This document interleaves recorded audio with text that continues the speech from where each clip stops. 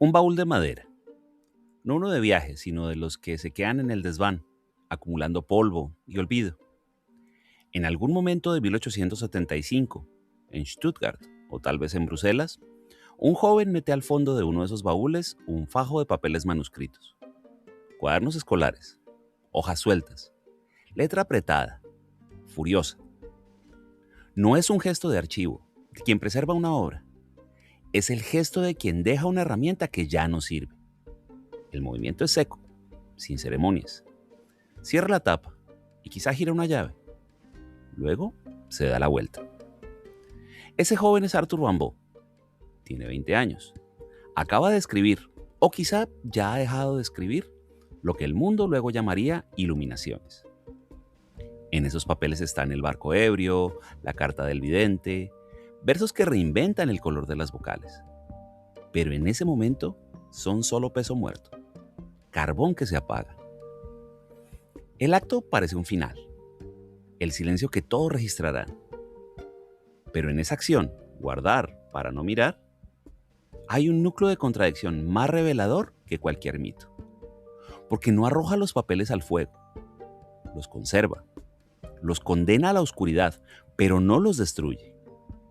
Es como si una parte de él supiera que esa materia verbal, ese experimento fallido, o tal vez demasiado exitoso, debía tener un testigo, aunque ese testigo fuera el olvido dentro de un baúl. Este no es el inicio de la leyenda del poeta. Es el instante preciso en el que el poeta se convierte en administrador de su propio refugio. El hombre que decidió que su futuro no estaría en lo que esas páginas contenían, sino en la distancia que podría poner entre él y ellas. Ahí, en ese cuarto probablemente alquilado, termina una cosa y empieza otra. El mapa que se despliega después no conduce a salones literarios, sino a geografía sin diccionario. Chipre, Yemen, Abisinia. Oficios que no requieren metáforas, solo cifras.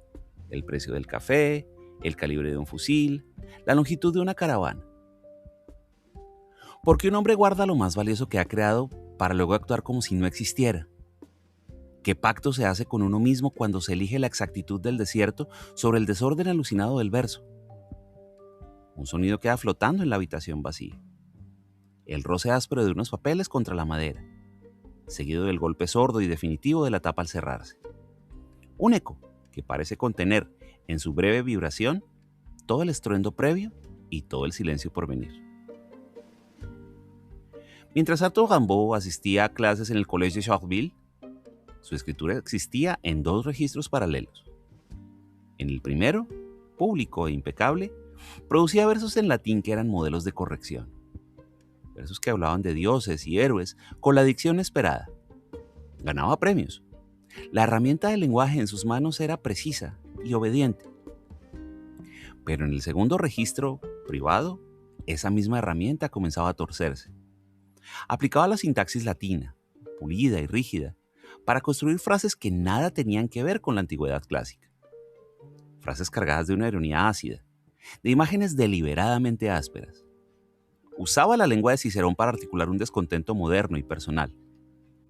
Era un sabotaje desde dentro, tomar el vehículo mismo de la autoridad y forzarlo a decir lo no autorizado. Así el dominio no condujo a la sumisión, sino a un tipo particular de lucidez. Haber aprendido a construir un soneto perfecto significaba conocer, con la exactitud de un ingeniero, cada una de sus juntas. Saber en qué punto una sílaba de más podía quebrar el ritmo, o cómo una palabra demasiado concreta podía rasgar la tela decorativa del tema. La poesía dejó de ser un ejercicio de admiración. Se convirtió en un problema de mecánica, un cálculo. La misma mano que trazaba con devoción los hexámetros, comenzaba a anotar, en los márgenes de los cuadernos, soluciones a una ecuación distinta. ¿Cómo convertir esa maestría técnica en un instrumento de fuga? La llave forjada para abrir las puertas del sistema se recalibraba milímetro a milímetro para abrir la cerradura de su propia celda. Mayo de 1871. En dos cartas, Arthur Rimbaud no describe la inspiración, describe un protocolo. El poeta, anuncia, debe hacerse evidente. Pero la evidencia no es un estado de gracia. Es el producto final de una operación. La operación tiene un nombre preciso.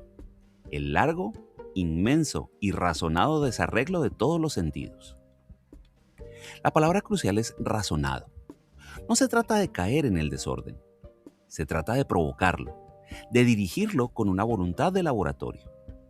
Es un experimento en el que la vida, sus amores, sus sufrimientos, sus excesos, deja de ser una experiencia para convertirse en una serie de reactivos. Sustancias que se administran al sistema nervioso con un fin: corroer los filtros de la percepción ordinaria. El poeta se convierte en su propio campo de estudio. Es el científico que anota el procedimiento y simultáneamente el organismo en el que se observan los efectos. El objetivo no es escribir un poema, es alterar para siempre el instrumento que podría escribirlo. Es tallar un nuevo tipo de mirada desde dentro, aunque el tallado duela, aunque queme. Por eso estas cartas no suenan a manifiesto, sino a informe técnico. Son las instrucciones para una fuga que no conduce ni a París ni a Londres, sino al interior de la propia conciencia desmantelada. Una geografía donde lo que se cartografía son formas, sentimientos, animales, ideas, apariciones. El silencio que vendrá años después, el del baúl cerrado, se incuba aquí, en la lógica feroz de este método. Porque si el poeta debe desaparecer como persona para convertirse en un canal puro, ¿qué sucede cuando el experimento concluye? ¿Queda un hombre o solamente el informe de lo visto? Rimbaud redactaba, con fría claridad adolescente, las bases para su propia desaparición. La obra maestra final no sería un poema, sino la evaporación del poeta. Todo experimento requiere recursos. En el otoño de 1871, el protocolo de desarreglo necesitaba un laboratorio más grande que la habitación de Charleville. Necesitaba una ciudad, un mundo, y sobre todo, necesitaba un colaborador que proporcionara lo que un adolescente sin dinero no podía: acceso, sostenimiento y de repente un contrapeso emocional útil. Paul Verlaine tenía 10 años más, una reputación literaria incipiente y un matrimonio incómodo. Cuando las primeras cartas de Rimbaud llegaron a sus manos, no leyó solo versos, leyó una verdadera declaración de guerra contra todo lo que él, con sus sonetos parnasianos, representaba. Y en lugar de ofenderse, se sintió electrizado e invitó al joven a París. Lo que se inicia entonces no es primordialmente un idilio, es más bien una sociedad. Rimbaud, lúcido hasta la crueldad, identifica en Verlaine la pieza que su experimento requiere: un puente hacia el establishment literario, una fuente de financiación irregular pero persistente, y un carácter lo suficientemente inestable como para servir de catalizador del caos buscado. Verlaine, por su parte, encuentra en el adolescente la encarnación de una radicalidad que él solo se atrevía a saborear en dosis homeopáticas. La dinámica se establece rápido y queda registrada en su correspondencia. Las cartas de Verlaine son largas, tortuosas, suplicantes. Hablan de sentimientos heridos, de pasión, de necesidad. Las pocas que Rimbaud le dirige son concisas, prácticas. Piden dinero, instruyen sobre encuentros, marcan coordenadas. Es el intercambio entre un arquitecto de su propio derrumbe y un proveedor de materiales que además se ha enamorado del proyecto. Viajan juntos a Londres, a Bruselas. Las habitaciones de hotel baratas huelen a tabaco y alcohol. La luz de gas parpadea sobre sus discusiones. Rimbaud empuja, provoca, mide las reacciones de su colaborador como un dato más del desarreglo. Verlaine oscila entre la adoración y el resentimiento, entre la sumisión y los arrebatos de una ira infantil. En julio de 1873, en una habitación en Bruselas, el experimento falla de manera catastrófica.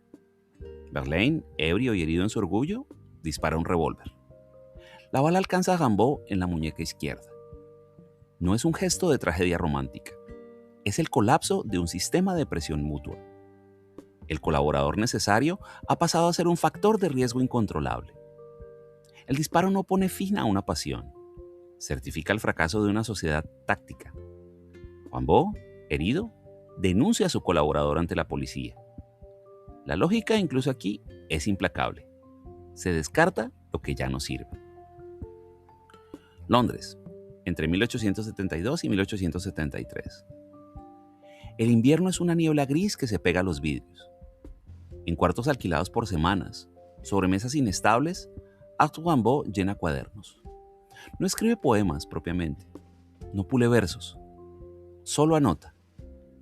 Las páginas capturan destellos, residuos del desarreglo. Una ciudad vista desde el hueco de una escalera, el patrón de las baldosas en un pub, la sensación de un cuerpo ajeno en la penumbra. Frases en prosa, cortantes y musicales que no explican ni describen, simplemente presentan, como si el sistema nervioso, tras la conmoción calculada, estuviera descargando sus datos en bruto. Esos textos serán luego agrupados bajo el título Iluminaciones. La palabra no sugiere revelación divina, sino el fogonazo breve y ciego de una lámpara, el relámpago que, por una fracción de segundo, congela un fragmento de paisaje interno. Un paisaje hecho de calles mojadas, de cansancio, de una lucidez tan aguda que duele. Aquí, la herramienta forjada en el aula y sometida al protocolo de laboratorio opera a la máxima potencia. El lenguaje ya no sirve para imitar el mundo o para expresar un sentimiento. Sirve para fijar la vibración del instante en el que el mundo se descompone y se recompone bajo una lógica nueva. La sintaxis se quiebra, las metáforas chocan entre sí, los colores tienen sonido. Es el informe final del vidente, no lo que vio, sino cómo late la realidad cuando se la mira desde los escombros de los sentidos. Pero este registro es también un acto de consumo. Cada anotación parece gastar una parte de la capacidad que la hace posible. Escribir no es construir algo duradero, es quemar combustible. Los cuadernos se acumulan, pero la mano que los llena ya empieza a sentir la fatiga del mecanismo. Cada iluminación es un pequeño apagón. Estos papeles, llenos de un fulgor inquietante, son el último producto del experimento. El carbón incandescente justo antes de volverse ceniza. Y pronto dejarán de ser una práctica para convertirse en un archivo. En el peso muerto que, como vimos al principio, alguien guardará en un baúl, le dará la espalda y cerrará la tapa. El registro contiene, en su misma intensidad, la semilla de su propio abandono. El objeto es modesto, un folleto de pocas páginas, encuadernado en un papel verde oscuro. Se imprimió en Bruselas en el otoño de 1873. El autor, Arthur Rimbaud, pagó de su bolsillo la edición. Recogió unos cuantos ejemplares y dejó el resto, casi la totalidad, abandonado en el sótano del impresor. Una temporada en el infierno no nació para ser leída. Nació para ser un hecho, un punto final. Entre sus páginas no hay un manifiesto, sino un balance, un inventario de derrota y de lucidez. El infierno del título no es una amenaza divina, es la temporada vivida. Es el desarreglo de los sentidos convertido en paisaje cotidiano. Es Verlaine, el alcohol, las calles de Londres, la cólera, la futilidad. Es el informe de un naufragio que al contarse se convierte en la única pieza de madera flotante. La frase clave no es un grito, es un saludo. Hoy sé saludar a la belleza. No es un descubrimiento triunfal, es un reconocimiento frío, casi administrativo. La belleza ya no es algo que se persiga, que se crea, es algo que se saluda, como a un desconocido en un andén. Se le reconoce, pero no se va con ella. Es la constatación de que el viaje ha terminado, que la belleza, al fin comprendida, pertenece a un orden del que él ya no forma parte. Este libro es el acto más radical de su lógica creativa. Si el poeta debía desaparecer para dar paso al vidente, ¿qué paso seguía? Pues que el vidente también debía desaparecer. Una temporada en el infierno es esta evaporación programada. El silencio no empieza después del libro. Está inscrito en su última página, en ese saludo que es una despedida. Por eso guardar los papeles en el baúl meses después no fue un gesto de descuido. Fue la ejecución material de una sentencia que ya se había dictado aquí, en esta prosa cortante y definitiva. La obra maestra no era el libro. La obra maestra era la renuncia que el libro anunciaba. El poema final era precisamente la capacidad de no escribir más. El mapa que se despliega después no tiene centros, solo rutas. Líneas quebradas que unen puertos y puntos de comercio. En los años que sigan al baúl cerrado, Arthur Rimbaud se convierte en un hombre cuyas coordenadas son cifras, no metáforas. Primero fue Chipre, donde supervisó una cuadrilla de obreros en una cantera de piedra. Luego Yemen, en las costas de Arabia. Y finalmente, el interior de Abisinia, Etiopía, la ciudad amurallada de Harar. Los oficios son siempre tangibles, a menudo ásperos. Mercader de café, de armas, de marfil, negociante. Su correspondencia de esta época no habla de ideas, sino de precios, del costo de los fletes, de la calidad de las pieles, de los retrasos de las caravanas. La escritura es clara, seca, eficaz. El lenguaje ha sido reducido a su función más utilitaria: transmitir órdenes, cerrar tratos, calcular ganancias. Este no es el viaje del aventurero romántico en busca de lo exótico. Es la huida metódica del prófugo. Cada nuevo puerto, cada nuevo desierto son una capa más de aislamiento. Aprende árabe, amárico, varias lenguas locales. No para traducir poesía, sino para regatear, para no tener que hablar en ningún idioma de lo que dejó atrás. La luz aquí es diferente. No es la luz parpadeante de gas en los cuartos de Londres, ni el relámpago interior de las iluminaciones. Es la luz blanca y violenta del Cuerno de África. Una luz que no sugiere, que no simboliza, solo ilumina. Ilumina los fardos de café, el polvo de los caminos, el metal de los fusiles. Ilumina con una crudeza que no deja espacio al misterio. Es la claridad absoluta de lo que está presente, de lo que se puede medir, pesar y vender. Rimbaud se mueve en esta luz como un operario. Su genio, esa capacidad feroz de concentración, se aplica ahora a descifrar los intrincados códigos del comercio tribal, a organizar caravanas a través de territorios inestables.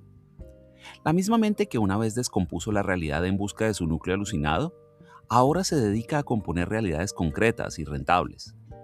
Es una paradoja perfecta. El vidente eligió vivir en un mundo donde no hay nada que ver más allá de la inmediatez física. La fuga también fue una forma de curación por agotamiento. Agotar las posibilidades de la fuga misma. El dolor empezó como un rumor lejano. Una rigidez en la rodilla derecha, después de tantas horas a caballo, tras tantos kilómetros de caminos pedregosos bajo el sol de Abisinia. Al principio, fue solo otra variable en la ecuación de la incomodidad. Un dato más que gestionar. Rimbaud lo anotó en sus cartas a la familia con la misma sequedad con la que informaba de una mala cosecha de café.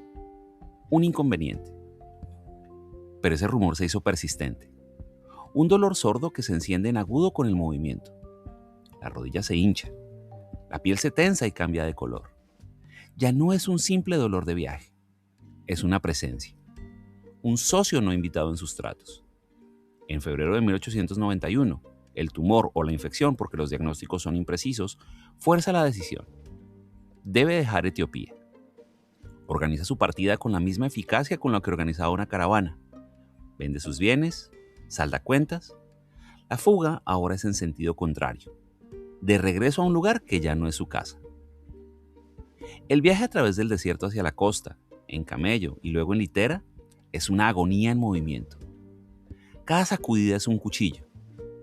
El cuerpo, aquel instrumento que había sometido a toda clase de desarreglos, que había sido vehículo de excesos y de huidas, ahora impone su tiranía final. Ya no responde. Se ha vuelto el obstáculo absoluto.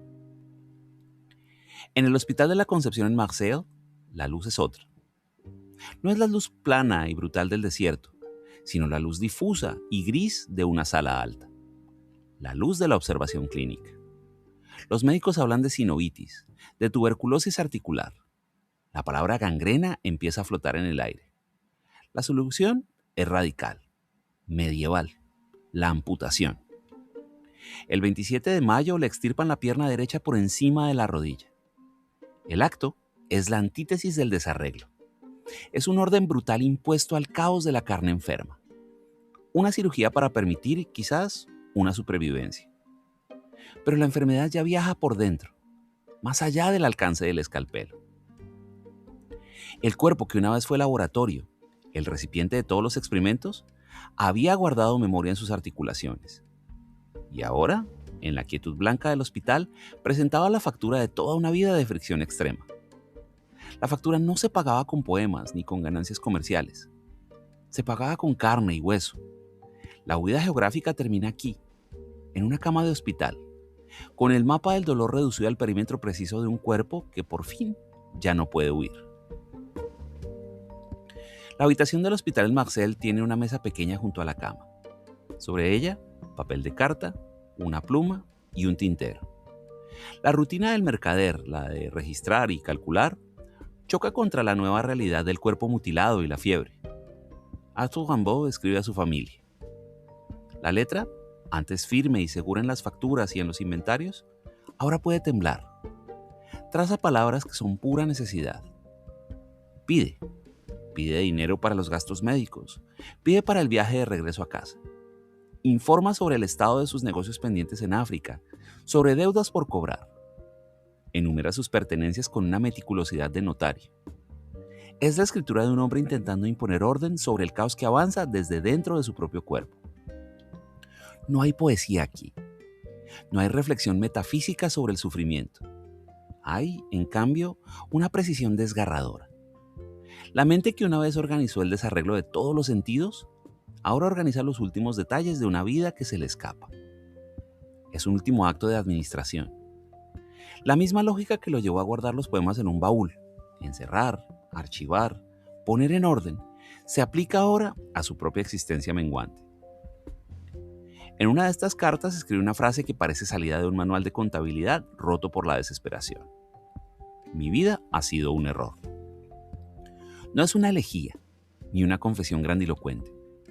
Es un balance, es una conclusión práctica, como la que se haría al final de un negocio ruinoso. El error no es ni moral ni artístico, es estratégico. El cálculo de una vida no cuadra. Los activos, el genio, la energía feroz, la voluntad, no se tradujeron en el saldo esperado de paz o de realización. La luz en esta habitación es la del día gris que se filtra por la ventana alta, mezclada con el brillo frío de los instrumentos médicos. Ilumina un espectáculo despojado de todo mito. Un hombre de 37 años, consumido por una enfermedad que empezó en una rodilla, tratando de cuadrar las cuentas finales con una pluma en la mano. La contradicción última se revela aquí. El gran alquimista del lenguaje, el que buscó transformar la vida en arte y el arte en visión, termina sus días usando las palabras para la tarea más simple y terrible: pedir ayuda, liquidar existencias, despedirse. Es la derrota del vidente por parte del administrador y la derrota final del administrador por parte del cuerpo que ya no obedece. Los papeles del baúl no se perdieron. Su hermana Isabel, devota y angustiada por su muerte, los custodia. Pero custodia algo más: la memoria de su hermano. En sus relatos, el mercader de Harar, el paciente colérico de Marseille, se difumina. En su lugar emerge la figura de un converso. Un hombre que en su lecho de dolor habría retornado a la fe de su infancia. Isabel no miente, filtra. Construye un final aceptable. Una redención que le permita a ella misma guardar no solo los manuscritos, sino también el sentido de una vida que de otro modo le resultaría incomprensible. Ese es el primer acto de un malentendido necesario.